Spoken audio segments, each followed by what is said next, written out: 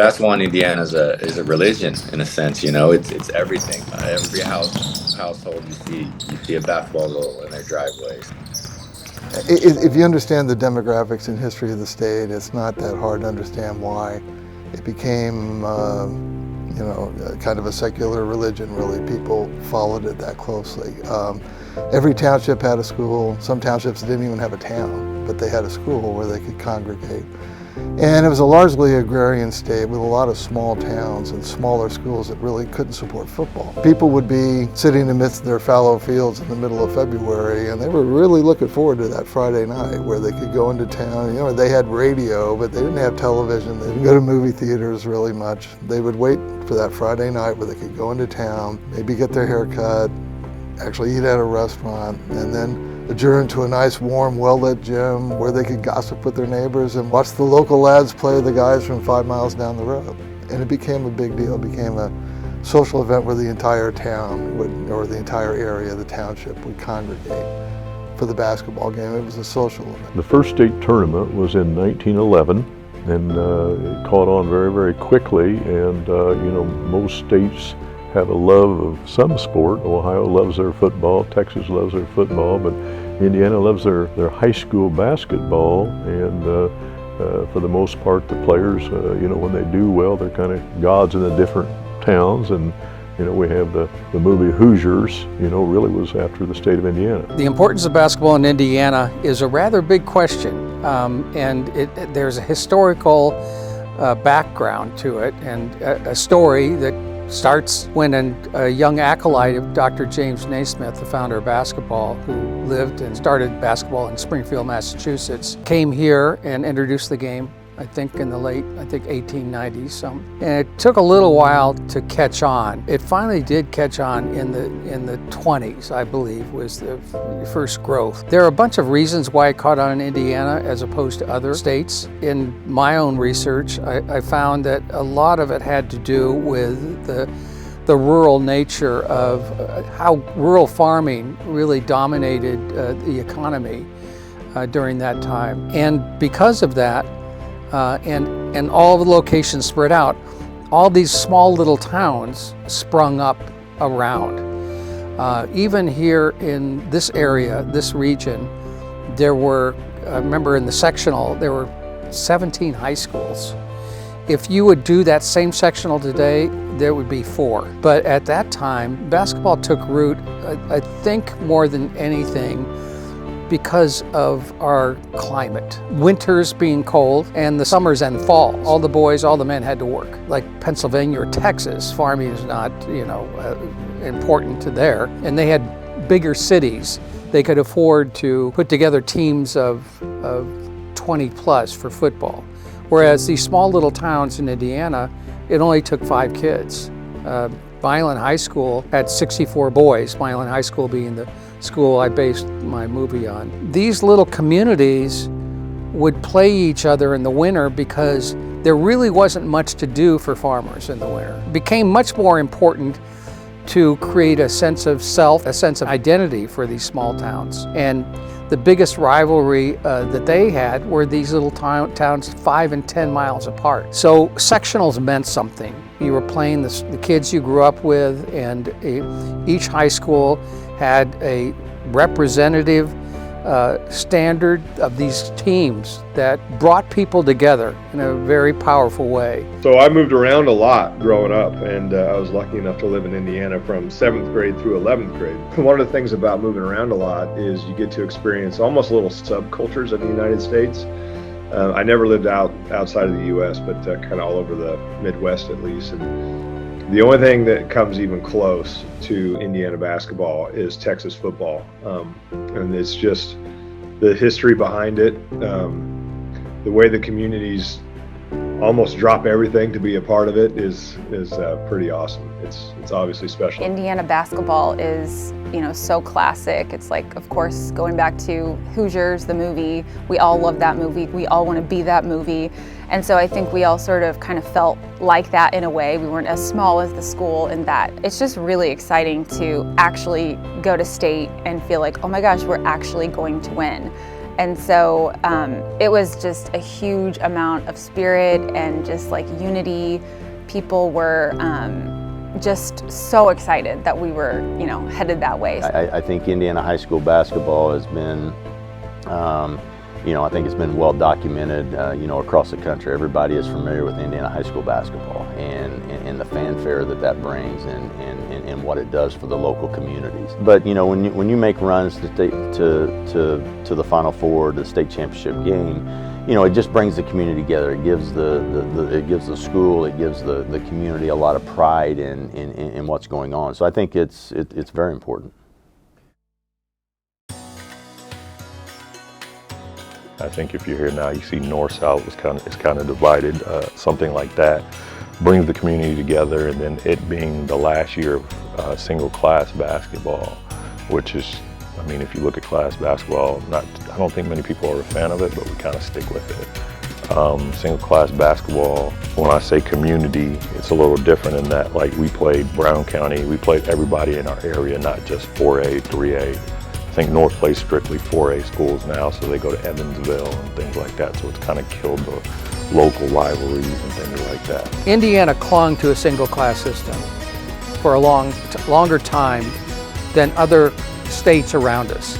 So Illinois and Ohio, for example, had class basketball way before us. And I think that there was, the principals and athletic directors of these high schools just got tired of going up against these huge high schools, and getting beat every day. They wanted even the playing field for their kids. They wanted those trophies.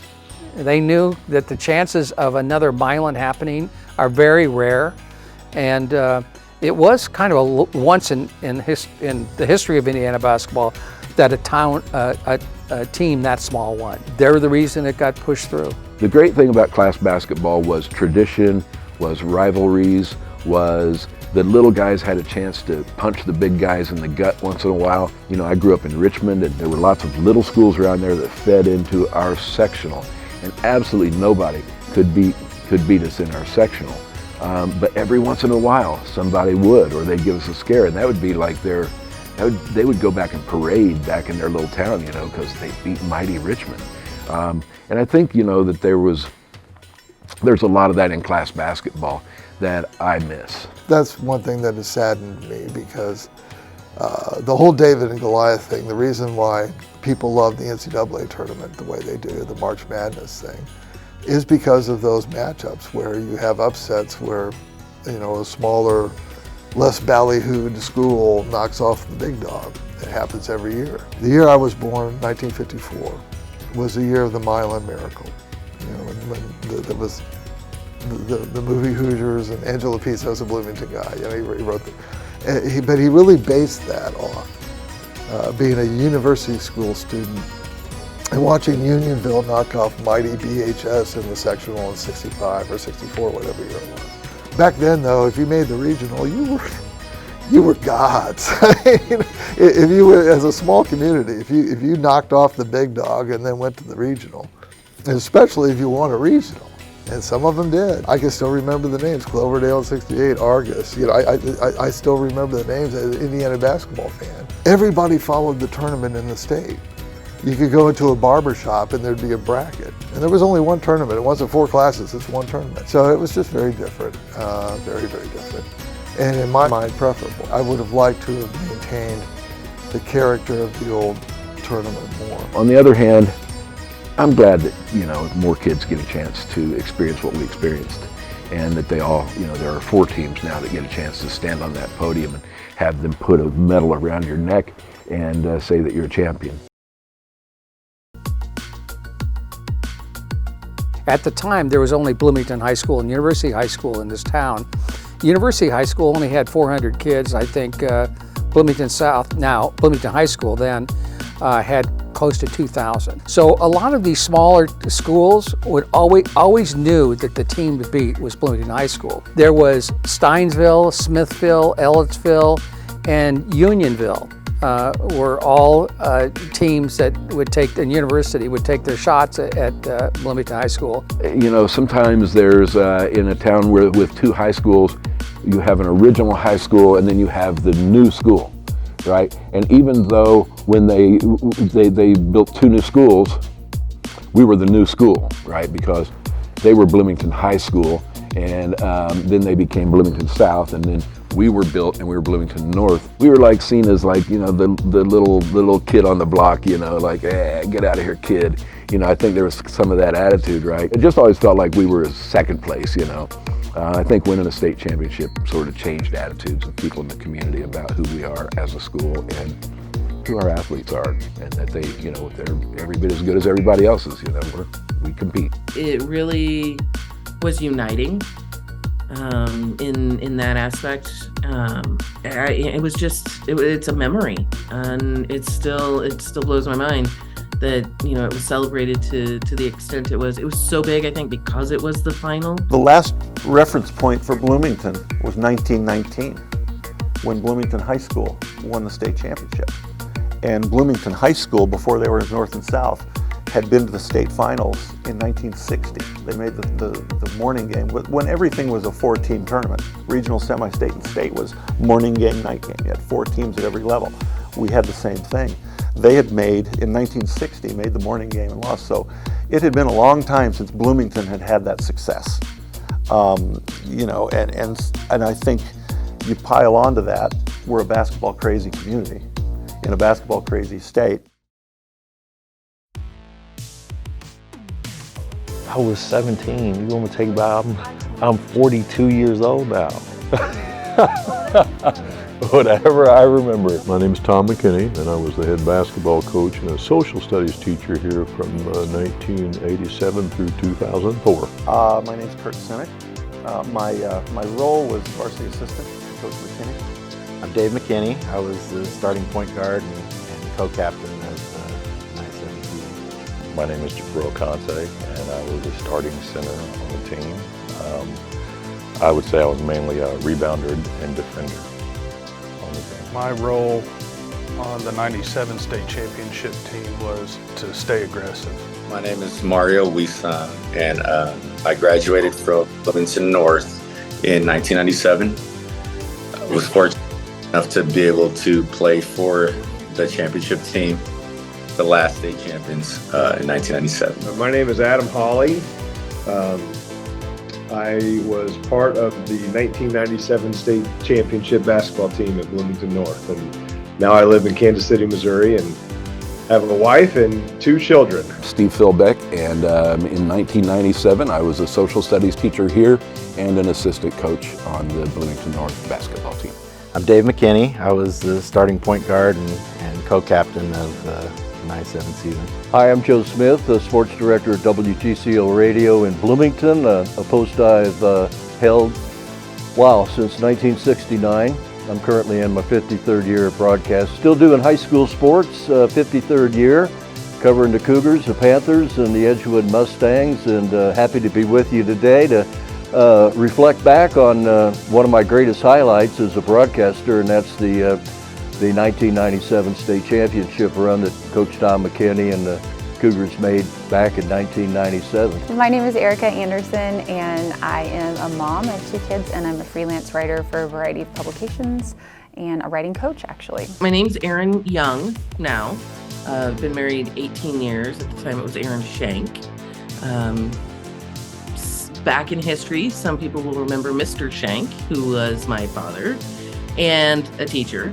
So that's one of the ties. I'm Andy Graham. I was the Bloomington Herald-Times sports writer who covered the 1997 team, which was a real privilege and pleasure for me because I cared a lot about the old tournament. I played in the old tournament, and the unified, to be able to go along for the ride for the last unified state champion I still am grateful. You know, when I came here, they had won some sectionals, but I didn't feel like it was a real basketball school at that time, and I don't think that necessarily is the most important thing, but I saw a lot of potential, and you know, for a coach to succeed, you have to have good players, and most of the coaches around the state felt that Bloomington, because of Indiana University and everything like that they would have some talent, a real talent pool there.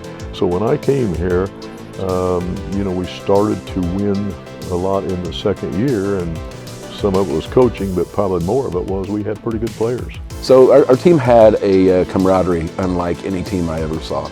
They were all best friends. They really took care of each other. You could tell how much they really, really cared about each other. Many of them grew up in campus housing, Tulip Tree, over at the IU campus on 10th Street there. We had a couple people who had been around there, and they all hung out there at the Deliyannis place. And during the practice days, or on a game day on Saturday, we'd come in for a walkthrough Saturday morning, and we'd go through all the game situations and plans for the game that night. And the players would all go back to Quest's place or somewhere, and they would play video games, and they would lay around and watch basketball on TV, and they would eat, and they would take a nap. And you could go in there and they'd all be asleep in this place, right?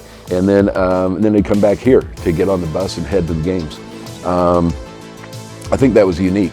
We had all these kids from all these diverse backgrounds. We had kids whose families had come from different countries, because we're Bloomington North, that's who we are as a school. Traveling around the state, sometimes people were, they accused us of all kinds of crazy stuff, like, oh, they recruited Africans. Well, no, we didn't, because those Africans, as they call them, were Americans who grew up here in Bloomington, right?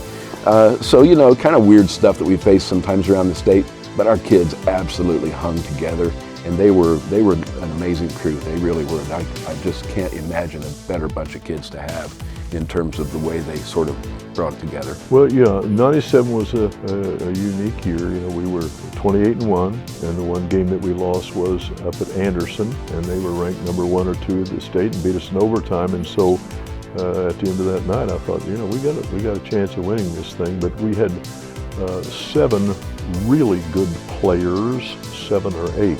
We didn't have a great player, but we had 7 or 8, and so if we had a problem, the player got in foul trouble or anything like that, we could fill and not lose anything. When I was a kid growing up, we used to have 450 teams start tournament play, and then over the years, the consolidation would take care of the smaller teams. But yet, in 1997, there were still over 380 teams that competed for the state championship.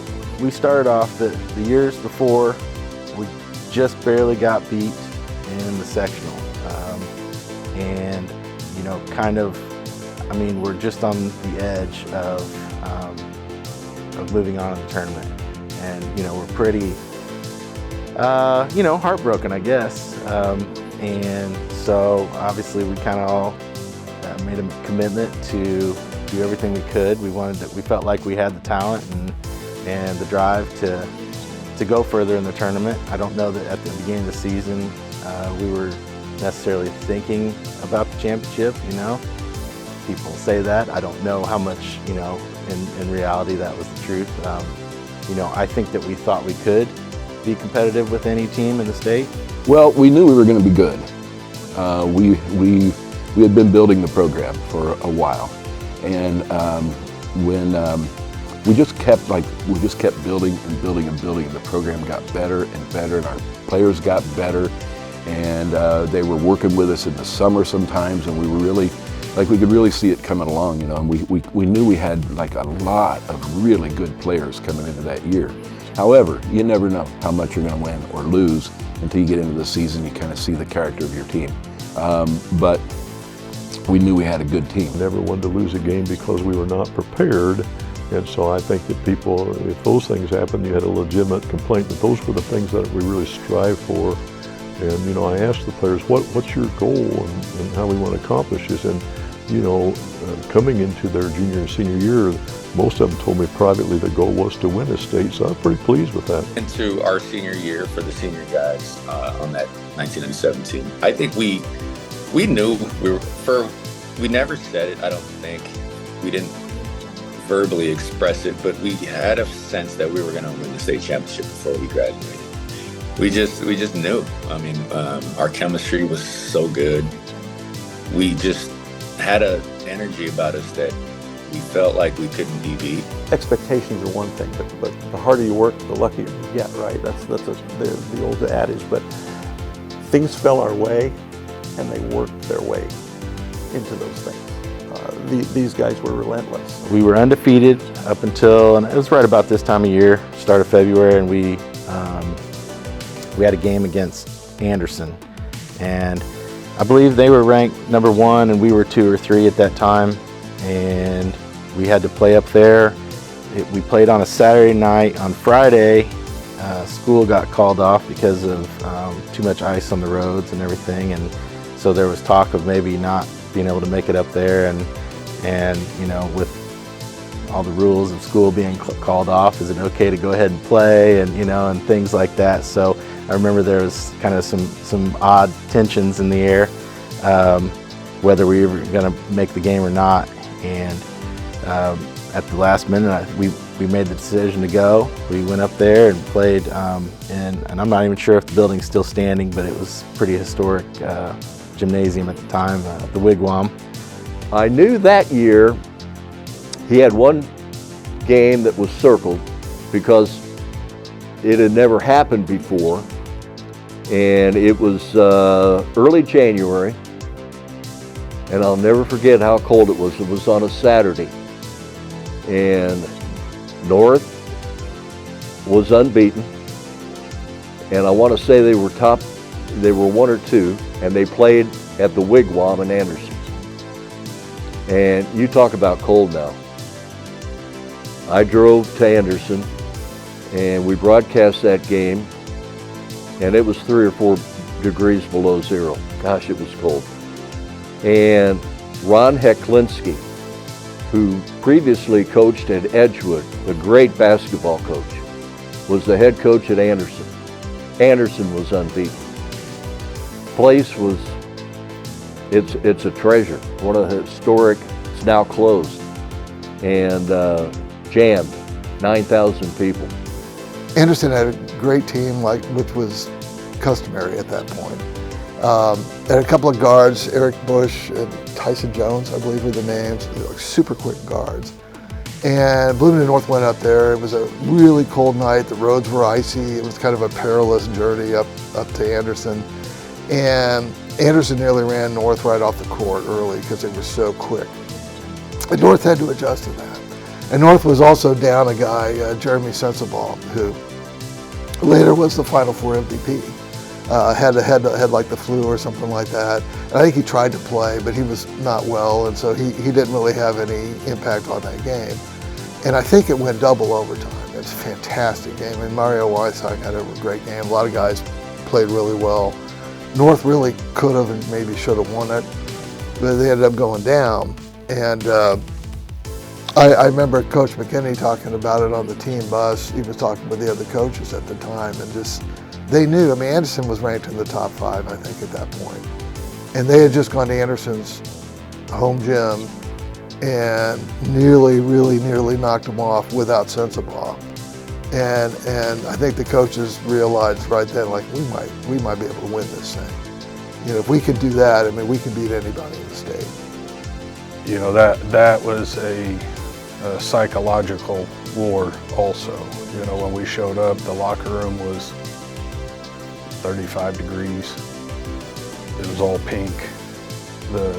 And after, you know, games and everything, we'd shower. Well, it was cold water.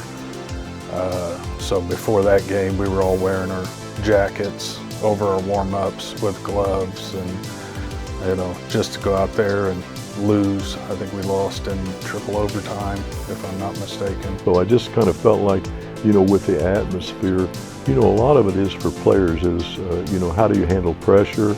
And there is a big difference during the season and during the tournament. And I think in everything that we go into is how you look at pressure. And so the players seem to thrive on the pressure, and I saw it that night. Well, the year before, we lost in sectionals, and I think we all kind of put that season as no excuses.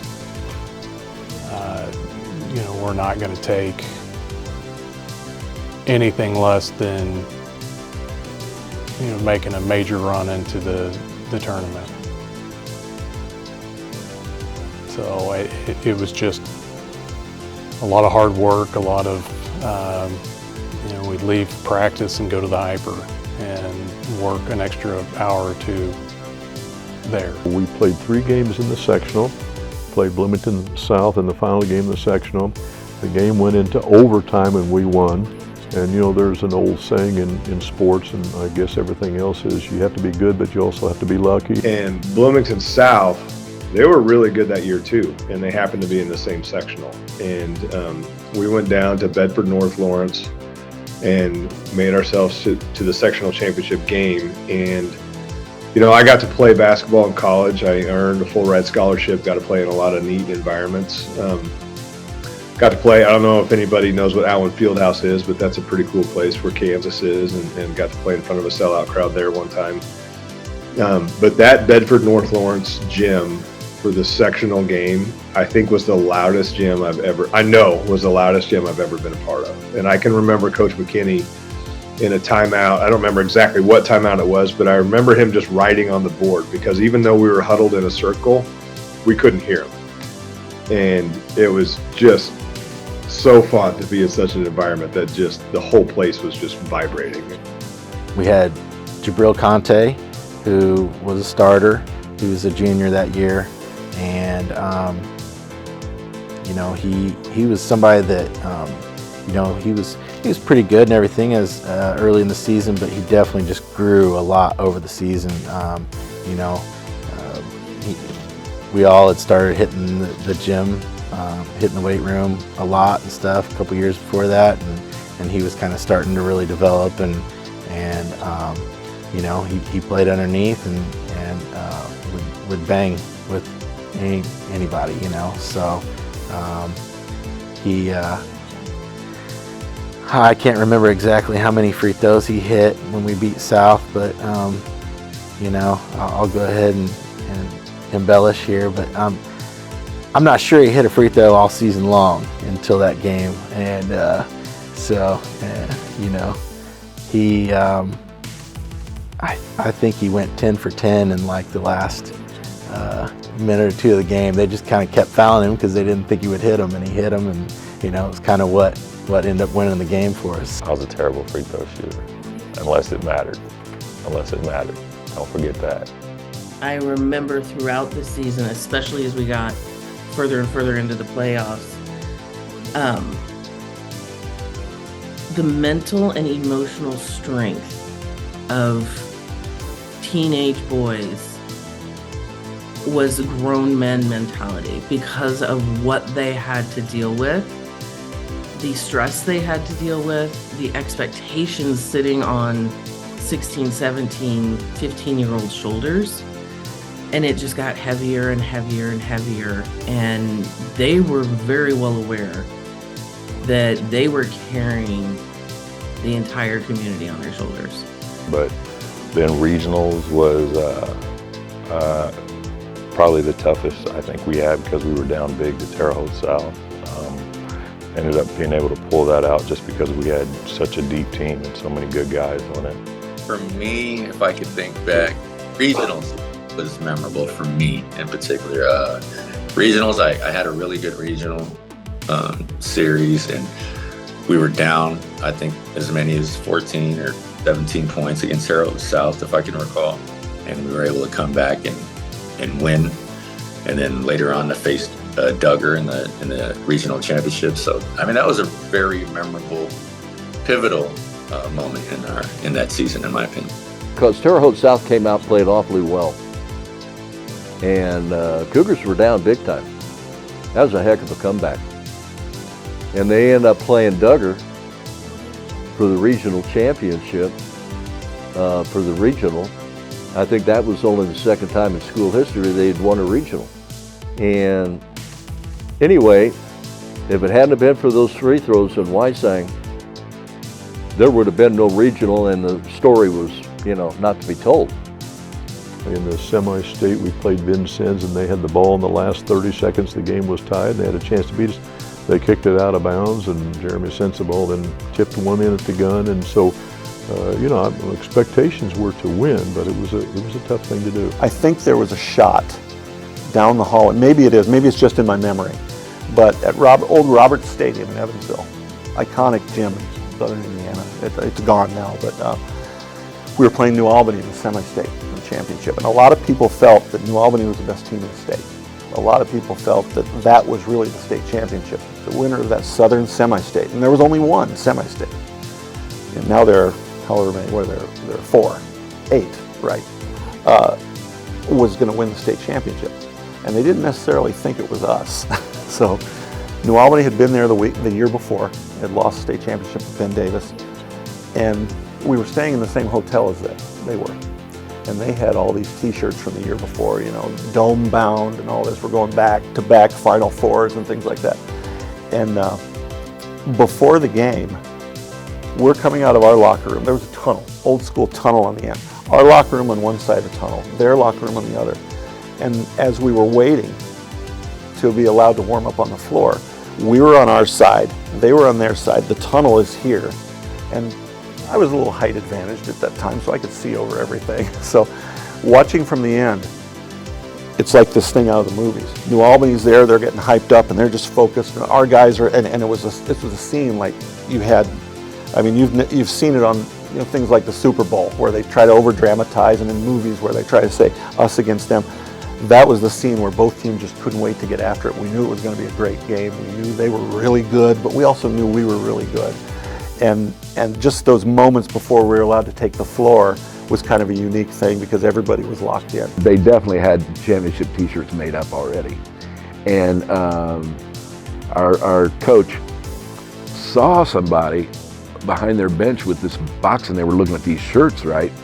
And so during the next time out, he came over and he said, "Hey guys, they already have championship shirts made up as if they've won this game." And we thought, oh, that's not going to happen. And I think our kids just got super fired up about that and thought, you know what, you're going to waste those shirts. Headed in the semi-state where we played New Albany, who I think New Albany went to state 2 years in a row and probably were expected to win state. But we beat them in the night game, semi-state, probably what many people would say was probably the state championship game. After the game, one of our coaches, and I'll let him tell this story if he wants to, let's just say offered to buy, after we beat them, offered to buy their t-shirts. They said, we'll give you, for those 2 boxes of t-shirts.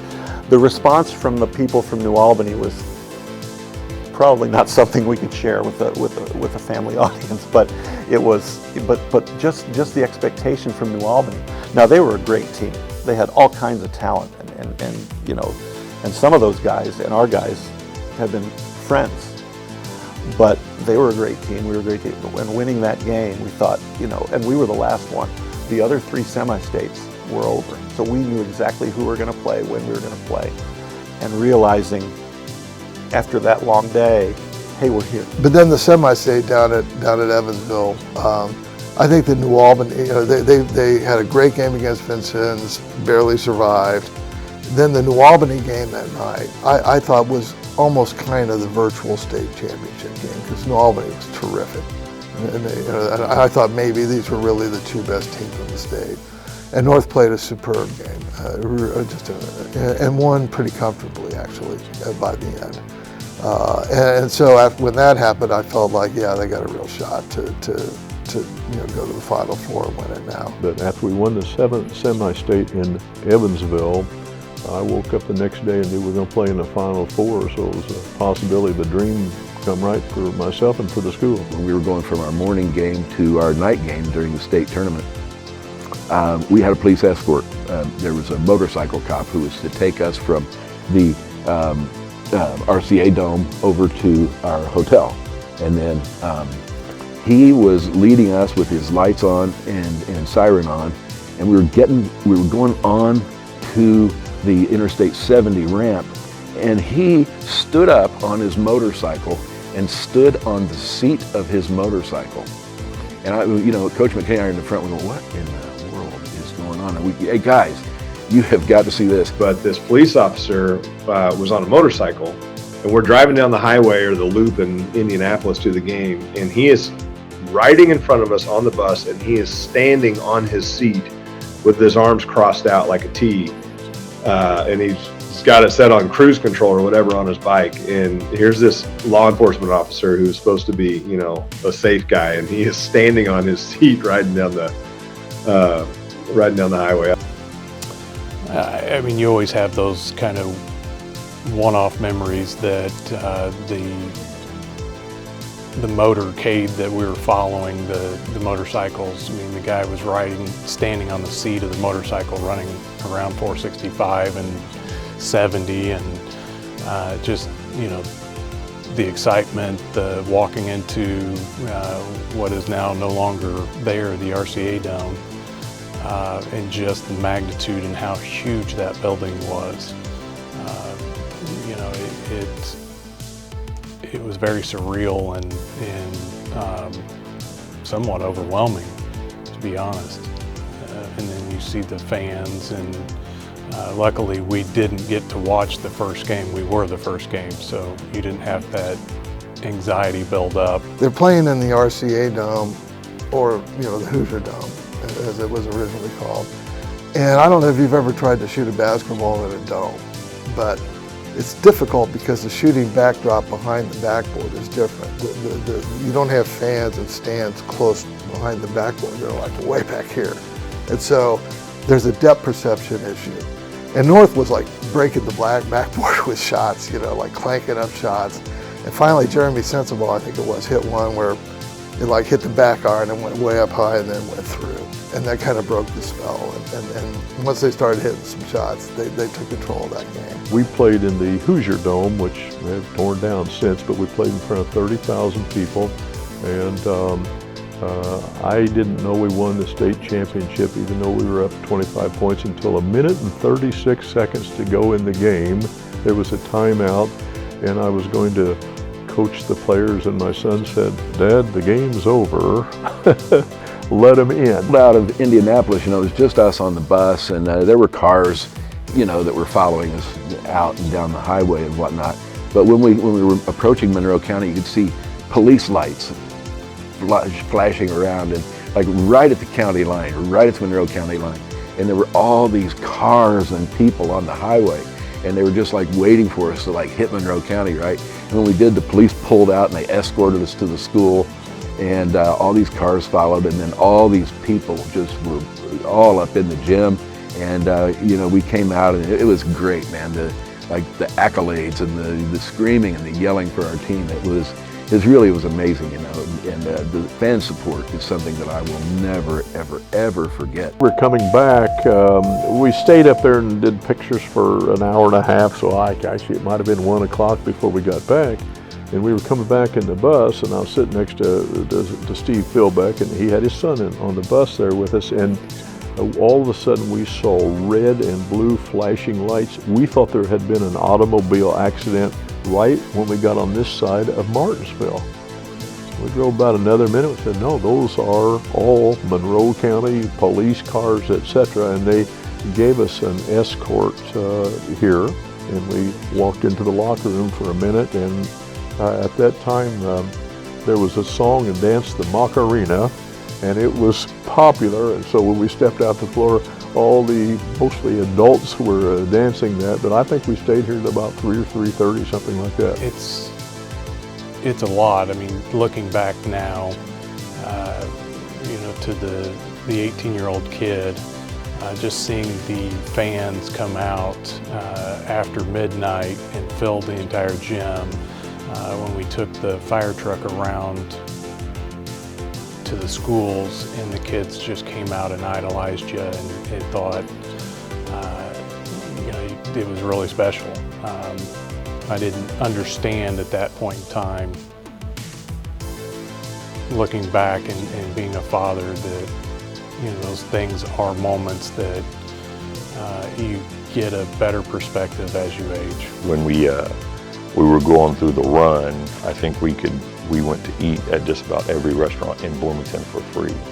And so as a kid, you know, free food, nothing's better than that. So that was probably at 16 at the time, you know, the greatest thing. I got free food everywhere I went, you know, that's the juvenile mind, I guess. But yeah, it's basketball. I appreciate it. It was a great time, and met a lot of good people, and still talk to them about it today, and you know, have great conversations about it.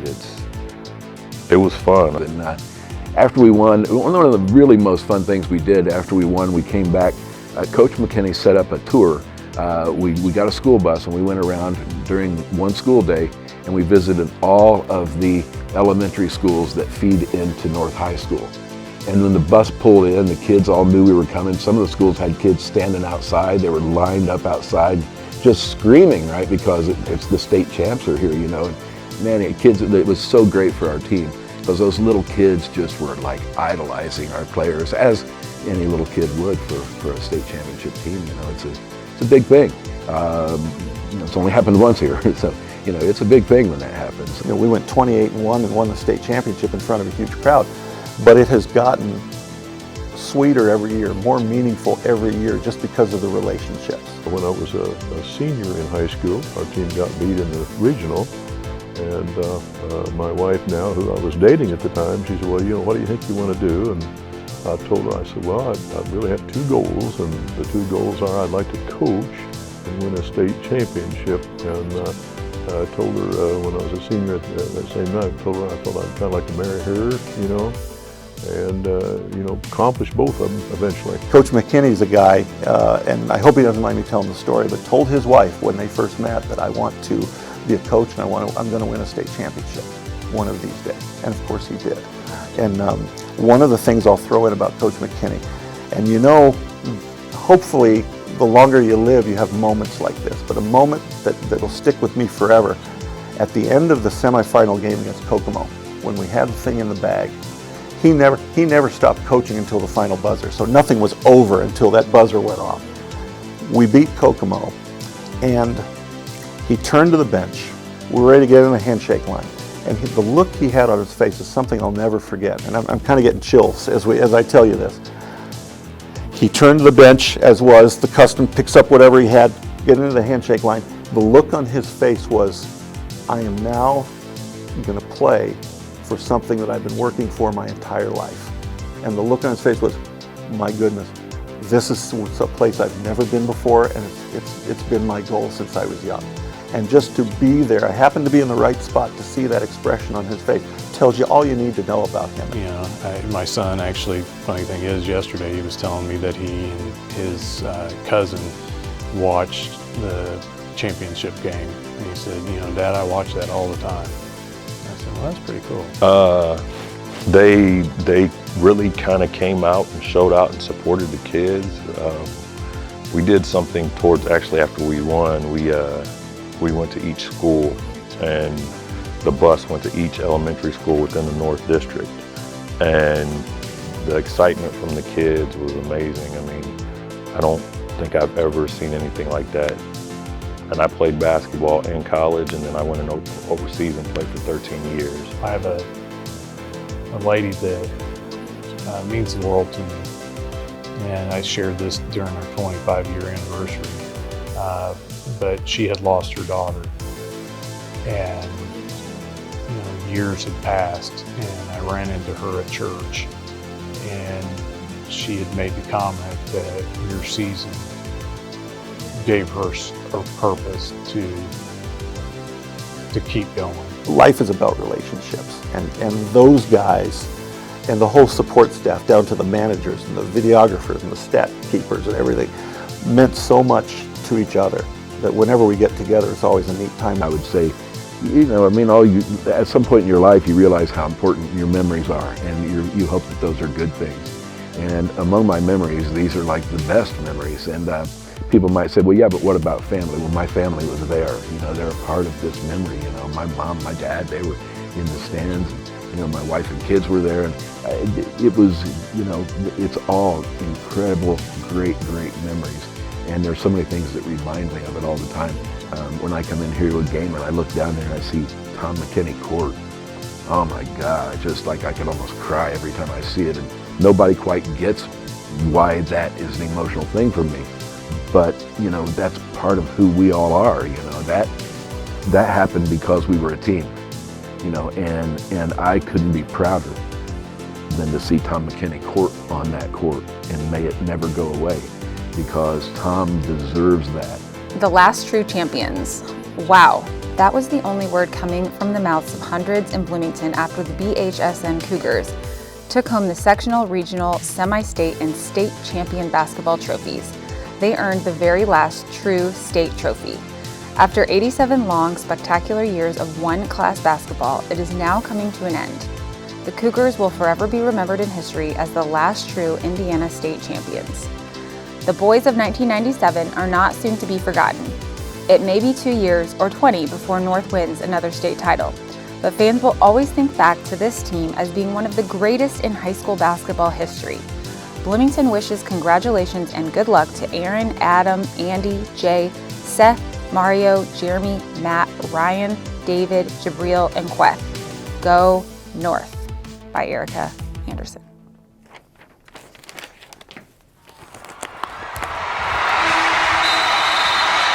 The final one-class state champion, the Cougars of Bloomington North.